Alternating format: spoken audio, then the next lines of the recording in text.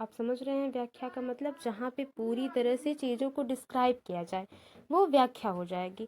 अथवा सूचनात्मक किसे कहेंगे? विवरण, वृत्तांत, प्रतिपादन या वर्णन। तो देखिए, जो विवरण है, विवरण विवरण मतलब वो होता है जहाँ पे एक एक पॉइंट करके उसको क्या किया जाता है, लिखा जाता है, और पूरा विस्तृत तरीके की लिखा जाता है कि अगर विवरण आप पढ़ लेते हैं तो उसके जो मुख्य उद्देश्य क्या है, कहानी का सार क्या है, वो आपको व्याख्यात्मक तरीके से पता चल जाएगा। पूरी तरह से कहानी आपको पता चल जाएगी। ठीक है, तो व्याख्यात्मक अथवा सूचनात्मक जो है विवरण को ही कहेंगे।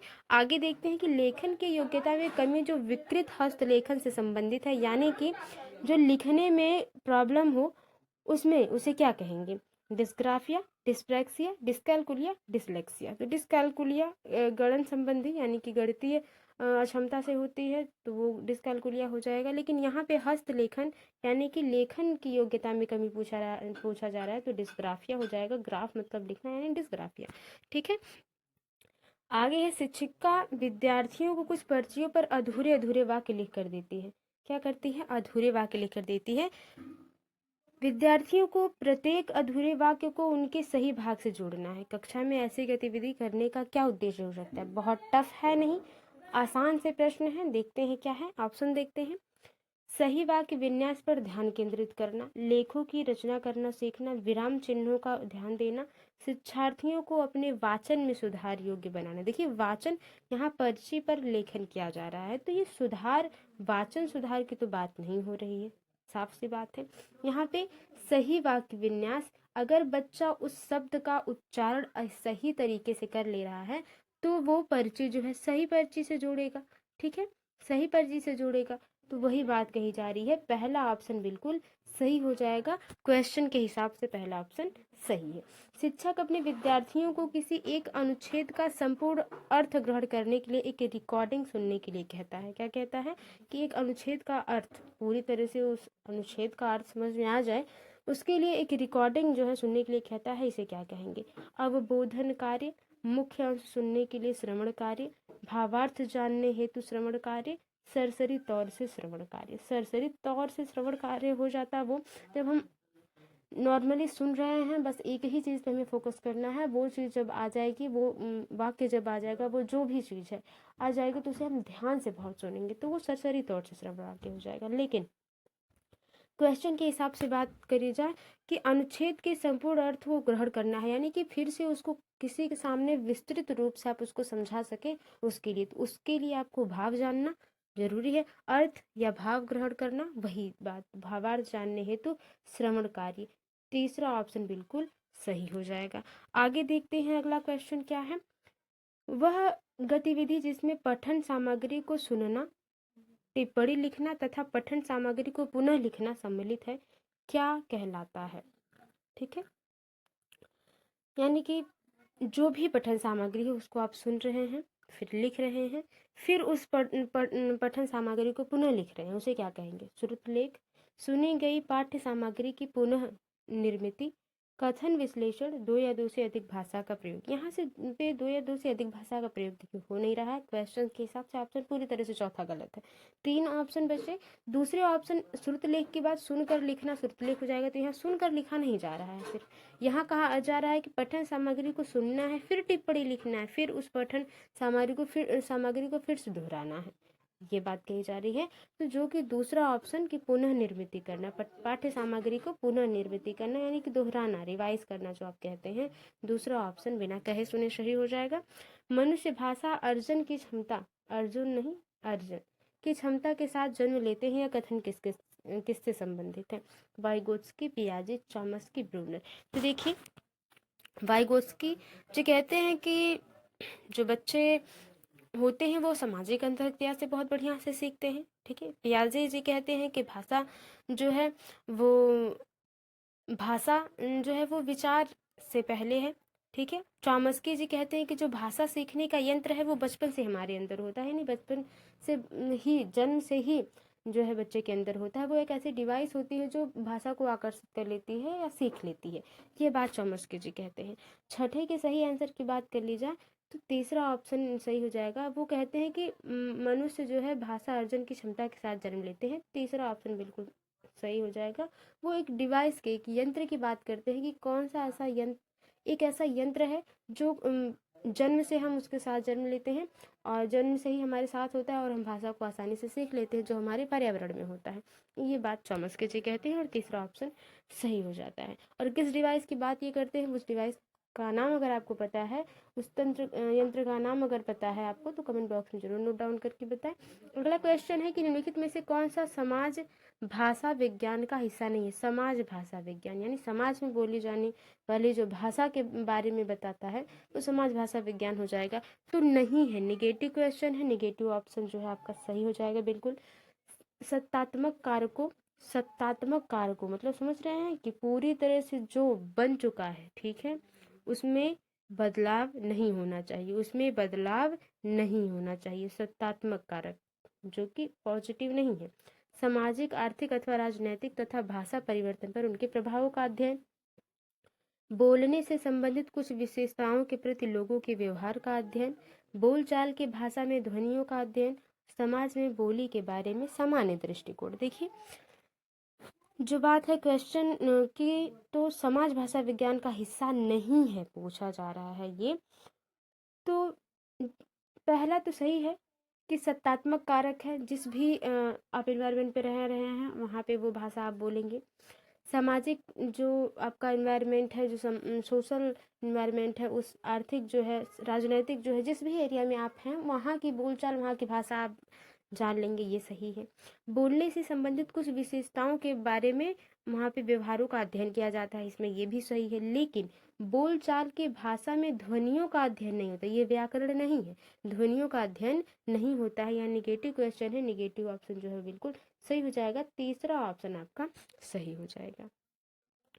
कथन है कि स्कूल में प्रवेश करने वाले सभी बच्चे उच्च दक्षता के साथ भाषा का प्रयोग करते हैं। यानी कि देखिए, अगर कथन अ के बारे में आप बात करेंगे 8 के, तो कहा जा रहा है कि स्कूल में प्रवेश करने वाले सभी बच्चे उच्च दक्षता के साथ भाषा का प्रयोग करते हैं। वो जो भी अपने एनवायरनमेंट से सीख के आते हैं, वो सही बात है कि वो उसका अच्छे तरीके से उपयोग करना जानते हैं और क्या कहना है वो ये भी जानते हैं। तर्क कह रहा है कि भाषा और सांस्कृतिक विविधता के कारण भी अपनी क्षमताओं का प्रदर्शन करने में असमर्थ है। तो ये बात सही है कि जो भाषा है, वो संस्कृति विविधता, हर जगह अलग अलग भाषाएं बोली जाती हैं, तो उनकी क्षमताओं के प्रदर्शन के कारण भी लोग सीखने में भाषा को असमर्थ हैं। लेकिन बात तो दोनों सही है, लेकिन ये दोनों मैच नहीं खा रहे हैं। दोनों बात सही है, लेकिन अ ब की व्याख्या नहीं कर रहा है, अ ब से सम्मिलित नहीं है, संबंधित नहीं है। तो अ और ब सही है तथा अ ब की सही व्याख्या करता है, ये नहीं होगा। सही हो जाएगा, अ और ब सही है, लेकिन अ ब की सही व्याख्या नहीं करता है, यही बात है। ये दोनों अ और ब जो वाक्य हैं, ये एक दूसरे से संबंधित नहीं कर रहे हैं, एक दूसरे को व्याख्यात्मक नहीं कर रहे हैं। ठीक है, आगे देखते हैं। निम्नलिखित में से कौन सी भाषा कौशल के शिक्षण हेतु सबसे उपयुक्त गतिविधि है। कविता। देखिए भाषा कौशल, भाषा को सिखाने, लैंग्वेज स्किल को डेवलप करने के लिए कौन सी ऐसे शिक्षण शैली होगी जो आप यूज कर सकते हैं। कविता वाचन यानी कविता बोलकर, कविता कह के बच्चों को सिखाना। कक्षा में नाटक करना, प्रत्यक्ष रूप से बताना। और वाद विवाद प्रतियोगिता आयोजित करना, ये भी पॉजिटिव है। भाषण प्रतियोगिता का आयोजन करना, ये भी पॉजिटिव है। सबसे बढ़िया क्या होगा, ये हमें चूज करना है। तो देखिए, कक्षा में अगर नाटक किया जाएगा तो बच्चों को जो है, जो एक तो प्रत्यक्ष होगा, जो भी सामने होगा प्रत्यक्ष अनुभव होगा बच्चे को। जो त्रुटियां होंगी या बच्चे को, अब नाटक होगा तो बच्चे में एक उत्सुकता भी होगी, रुचिकर होंगे बच्चे कि हाँ ये खेल के माध्यम से सिखाया जा रहा है। तो ये जो है बिल्कुल सही ऑप्शन हो जाएगा भाषा कौशल के शिक्षण के लिए। ठीक है, अगला है रचनात्मक लेखन के विकास के लिए सबसे उपयुक्त अभ्यास क्या हो सकता है। रचनात्मक लेखन, लिखना तो सभी लोग जानते हैं, लेकिन अपनी बात को इस तरह से लिखा जाए कि सामने वाला प्रभावित हो उससे। ठीक है, तो उस प्रकार का अभ्यास आप कैसे कर सकते हैं। औपचारिक लेखन से, अनौपचारिक लेखन से, प्रतिवेदन लेखन से, निबंध लेखन से। निबंध लेखन में पूरी तरह से जो हेडिंग्स होती हैं वो पूरी तरह से सेटल्ड होती हैं, स्थिर होती हैं कि इस हेडिंग में यही चीज़ें लिखनी है। ठीक है, देखिए औपचारिक की बात कर लीजिए। औपचारिक लेखन में आपको पूरी तरह से नियम कानून फॉलो करने होंगे, ये बात रही। लेकिन अगर आप अनौपचारिक लेखन जब करते हैं तो आप अपने तरीके से लिखेंगे, अपनी बात को अपने अपने तरीके से, अपने ढंग से दूसरों के सामने जो है पेश करने का आपको मौका मिलेगा। तो आप अनौपचारिक जब लेखन करेंगे तो उसमें क्रिएटिविटी होगी। दूसरा ऑप्शन बिल्कुल सही होगा।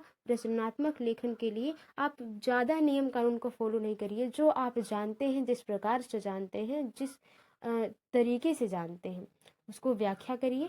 वो रचनात्मक लेखन का एक विकास में सबसे बड़ा योगदान होगा अनौपचारिक लेखन का।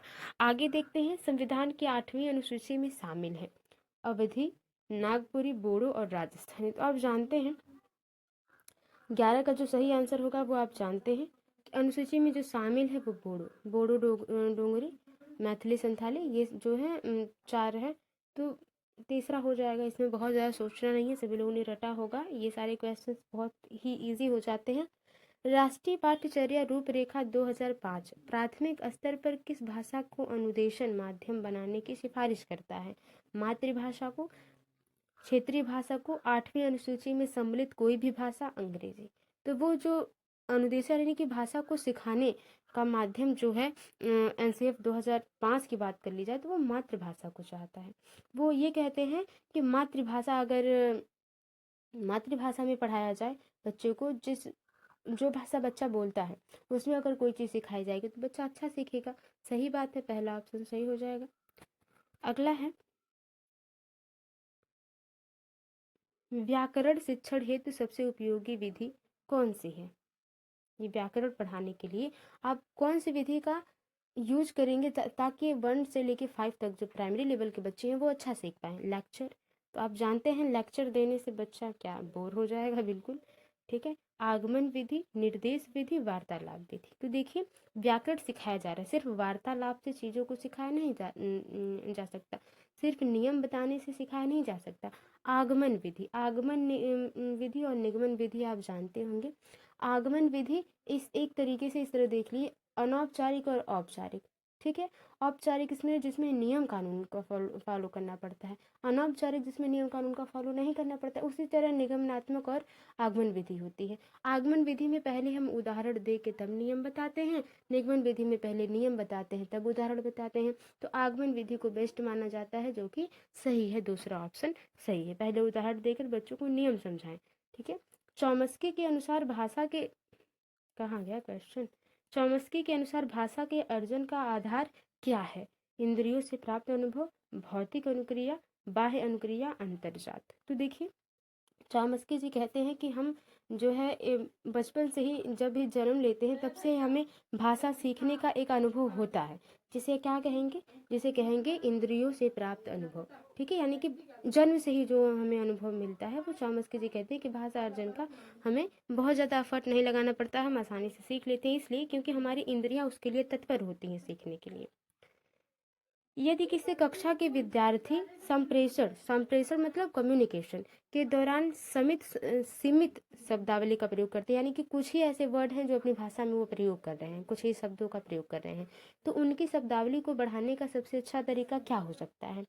विद्यार्थियों से संप्रेषण के दौरान प्रयोग करने योग्य शब्दों के पर्यायवाची और विलोम शब्दों की सूची बनाने के लिए कहें। ठीक है, यानी कि जो बच्चा शब्द बोल रहा है उसकी पर्यायवाची भी लिखवाई जाए और उसके विलोम शब्द भी लिखवाए जाए, ताकि बच्चा जो है और उसकी शब्दावली बढ़ा सके। ठीक, लेकिन देखिए अगर मान लीजिए बच्चा जल बोल रहा है तो उसकी पर्यायवाची अगर वो लिखता है तो सिर्फ एक ही शब्द को तो वो बोलना सीखेगा। ठीक है, विद्यार्थी को अधिक किताबें पढ़ने और उनमें से शब्दों को लिखने के लिए कहें। विद्यार्थियों को दिन में 2 या 3 बार पाठ को सस्वर पढ़ने के लिए कहें। विद्यार्थियों को समूह में संवाद करने के लिए कहें, मतलब ग्रुप डिस्कशन। अब आप जानते हैं कि पैडागॉजी में ग्रुप डिस्कशन का क्या मायने है, बहुत ही पॉजिटिव सेंस में ग्रुप डिस्कशन को लिया जाता है। कहें वो उन्हें संप्रेषण में प्रयुक्त शब्दों को नए शब्दों से बदलने की अनुमति दे, यानी कि जो शब्द है उससे वाक्य प्रयोग किया जाए या उसकी जगह पे कोई उसी शब्द को किस तरह से बोला जा सकता है, वो बात। तो सबसे परफेक्ट जो है वो चौथा ऑप्शन ही सही हो जाएगा क्वेश्चन के हिसाब से। पहला ऑप्शन भी बढ़िया था, लेकिन सबसे बेस्ट जो है चौथा ऑप्शन आपका हो जाएगा। आगे अगला क्वेश्चन है कि अपने जटिल प्रकृति के बावजूद भाषा सहजत व्याकरण के ज्ञान की मदद से अर्जित की जाती है।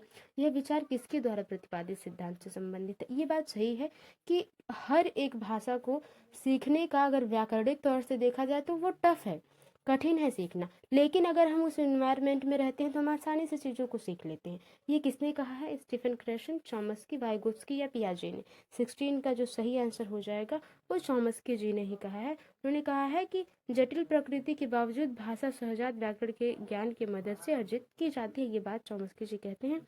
आगे चलते हैं। किसी एक बच्चे द्वारा परिवार के सदस्यों की सहायता से सबसे पहले अर्जित की जाने वाली भाषा क्या कहलाएगी? यानी कि परिवार में जब बच्चा पहली बार बोलेगा तो वो कौन सी भाषा बोलेगा, उस भाषा को क्या कहेंगे? जो भी भाषा बोलेगा उस भाषा को क्या कहेंगे? प्रथम भाषा, द्वितीय भाषा, क्षेत्रीय भाषा या विदेशी भाषा? देखिए यहाँ पे हम क्षेत्रीय भाषा या प्रथम भाषा में कंफ्यूज हो जाएंगे, लेकिन उसको हम क्या कहेंगे? प्रथम भाषा कहेंगे। कौन सी भाषा कहेंगे? प्रथम भाषा, क्योंकि वो क्षेत्रीय भाषा बाद में जानेगा। क्षेत्रीय भाषा का मतलब अपने ग्रुप में सबसे ज़्यादा जो बोली जाने वाली भाषा होगी क्षेत्रीय भाषा हो जाएगी, क्षेत्र के हिसाब से। लेकिन वो बच्चे की क्या होगी? प्रथम भाषा होगी, जो कि आपको याद रखना है। जो बच्चा अपने परिवार में लोगों को अनुकरण करके, लोगों की कॉपी करके, लोगों के सिखाने के द्वारा, लोगों को देखकर जो बोलेगा, सुनकर जो बोलेगा। ट्रॉमा है कि जब बच्चे या तो खुद से बात करते हैं या किसी ऐसे व्यक्ति की खुशी के लिए जो उसे उस समय चल रहे गतिविधि में शामिल है। वह किस तरह के भाषण में शामिल है? सामाजिक भाषण में। खुद से बात कर रहा है पहली बात तो बच्चा। दूसरा, जो व्यक्ति उससे खुश है, यानी कि छोटे बच्चों को अगर आप बुलाते हैं तो अगर आप हंस रहे हैं तो बच्चों को लगेगा कि हाँ ये हंस रहे हैं, तो बच्चा हंस के अपनी बात को कहता है, चहक चहक के, वो बात। तो सामाजिक भाषण में, निजी भाषण में, आत्म केंद्रित भाषण में या व्यक्तिगत भाषण में? देखिए निजी भाषण इसको वाइगोत्स्की जी कहेंगे, आत्म केंद्रित भाषण इसको पियाजे जी कहेंगे। ठीक है, तो इसका जो सही हो जाएगा आंसर, अपने आप से बच्चा बात कर रहा है, निजी भाषण हम रखेंगे इसको। ठीक है ना, क्योंकि यहाँ जो है एक व्यक्ति को साथ में जोड़ दिया गया है, सामाजिक तौर पर जोड़ दिया गया है। तो सामाजिक अंतर्क्रिया की जहाँ बात होगी वहाँ वाइगोत्स्की जी सही हो जाएंगे, तो बिल्कुल सही है। वाइगोत्स्की के अनुसार बच्चों में भाषा का विकास कब होता है? जब वे दूसरों के साथ बातचीत करते हैं, जब वे भौतिक वस्तुओं के साथ बातचीत करते हैं, जब वे स्वयं से बातचीत करते हैं, जब वे चुप रहते हैं। तो आप जानते हैं इसका सही आंसर क्या है? जब बच्चा दूसरों के साथ कम्युनिकेट करेगा, ठीक है, तब बच्चा अच्छी भाषा का प्रयोग कर पाएगा सीख के। पहला ऑप्शन बिल्कुल सही हो जाएगा, आसान प्रश्न है। अगला, निम्न में से कौन सा कथन चॉम्स्की के द्वारा प्रस्तावित भाषा अर्जन के सिद्धांत पर लागू नहीं होता है? भाषा की गहन संरचना, रचनांतरण, व्याकरण, अर्जन उपकरण, बच्चों के वातावरण की मुख्य भूमिका। निगेटिव क्वेश्चन, निगेटिव ऑप्शन जो सही हो जाएगा वो ये हो जाएगा, बच्चों के वातावरण की मुख्य भूमिका। इसको जो है वो चॉम्स्की जी नहीं मानते, इसको जो है वाइगोत्स्की पियाजे मानते हैं, लेकिन वातावरण की मुख्य भूमिका को चॉम्स्की मुख्य भूमिका नहीं मानते। भूमिका मानते हैं लेकिन मुख्य नहीं, मेन सोर्स नहीं कहते हैं इसको। वो कहते हैं कि भाषा का अर्जन करने का एक उपकरण होता है, यंत्र होता है हमारे अंदर जन्म से ही, जिससे हम भाषा को आसानी से सीख लेते हैं। चौथा ऑप्शन सही हो जाएगा, नेगेटिव क्वेश्चन, नेगेटिव ऑप्शन सही हो जाएगा। ये 20 का चौथा ऑप्शन बिल्कुल सही हो जाएगा। ये थे 20 प्रश्न, और आई होप आपको पसंद आए होंगे। वीडियो थोड़ी सी भी हेल्पफुल लगी हो तो वीडियो को लाइक करें, शेयर करें, कमेंट बॉक्स में बताएं कि आपका स्कोर कितना रहा। और मिलते हैं आपसे अगली वीडियो में, तब तक के लिए bye bye, take care, be positive, be motivated. धन्यवाद।